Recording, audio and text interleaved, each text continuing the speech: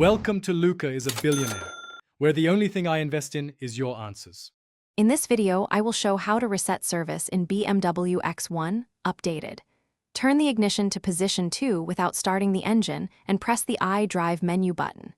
Navigate to Vehicle Info, then Service Requirements, select the specific service item, and choose Reset. Hold the controller until the confirmation appears and accept to clear the indicator. Finish by cycling the ignition off and on to verify the message is gone. Start by sitting in the driver's seat with the vehicle in park and the parking brake engaged. Rotate the iDrive knob to open menu, then go to Settings and Vehicle Info. Choose Service Requirements to reveal active reminders and pick the item you want to reset. Press Reset, wait for the confirmation prompt, and accept. Finally, switch the ignition off and back on to ensure the service light has cleared. If you're finding this video helpful, please subscribe and like to support the channel.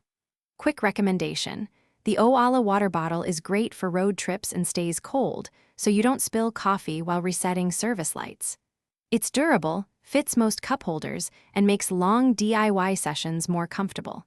Check the description for the link and other deals, then now let's get back to the video.